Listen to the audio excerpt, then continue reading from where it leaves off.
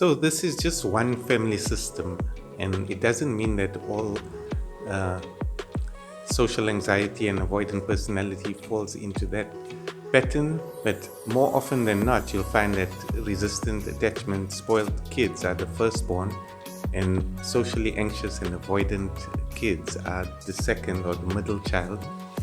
And yeah, so it's not so important to find where in the birth order they are.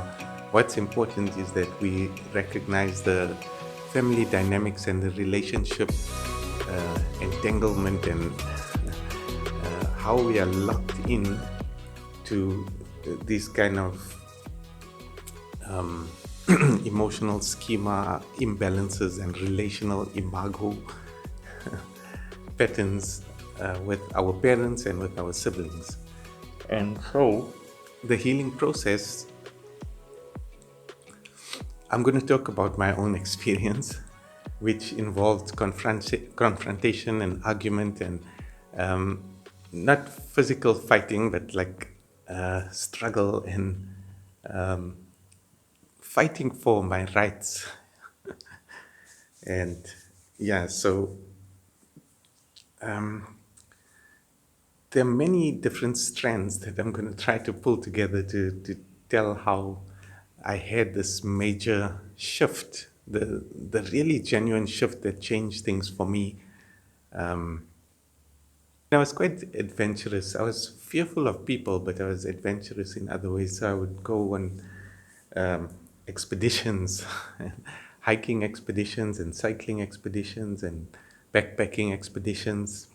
And so my really long one was about 4 or 5 months traveling up East Africa, from South Africa to Mozambique, Malawi, Tanzania, Kenya, Ethiopia, and then to India and around about India for a few months. And it was what an adventure on my own with my backpack and trains and minibus taxis and buses and scooters and ships and boats and sailing vessels and all kinds of things. And yeah, it really opened up my mind and really opened up my heart and soul to to the world and to the people of the world and to especially the people of Africa.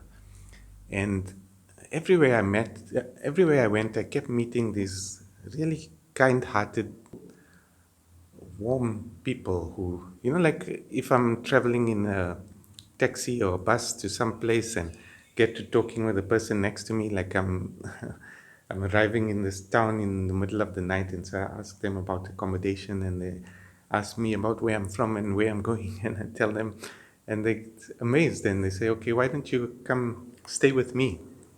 And and this happened many times, many times. And so, like this one guy I met on, I was going from Maputo to Bilan, and I met this guy who was going home to tell his family that he wanted to get married and he's ready to propose and he wants their blessings. And so he said, "Come with me." So I went with him, and that night he took me out dancing and introduced me to his friends, and I danced with a pretty girl. And yeah, and he fed me, and like no money, no charge, nothing, just pure friendship. Yeah, so many times I made many friends, and this was good for me, good for my heart. And there's just something about Africa and African people and the warm-heartedness and the simple humanity of African people.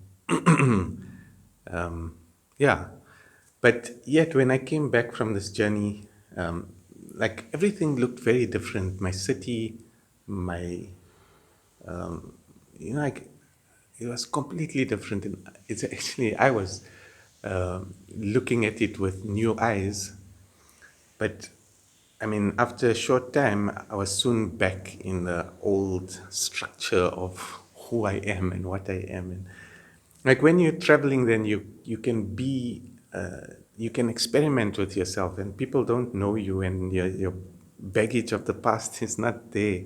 You just have this backpack of the present. And so you can be who you want to be. I mean, to a certain extent, there's still all that programming and conditioning and inhibitions and all of that. And so, like many times while traveling, I missed out. I met this really interesting and friendly and cool girl from Sweden. We were on an island, Bezaruto Island, but another smaller island, and it's just sand and wind and like stunning, beautiful island. And this girl is there, and she's walking around, and so we start talking, and she's with some non-profit organization and doing I don't know what, and um, yeah. So that evening we were camping in the same campsite, and she said, "Why don't you come and join me and my friends?" And I said, okay. And so I'm sitting in my tent and I'm agonizing because I want to go and I want to talk to her, and she's nice and friendly. But there's other people and there's, it's a social situation. And I know what happens to me when I'm in those. I can't think, I can't communicate, I can't talk. I clam up and I become awkward and weird, and people are going to think I'm awkward and weird, and I'm going to feel rejected, and I'm going to make a bad impression. So I didn't go, and I stayed in my tent and I fell asleep. Well, I met her for about 2 minutes. We took a walk on the beach, and it was dark in this beautiful starry sky of billions and billions of stars. And, yeah, who knows what could have happened,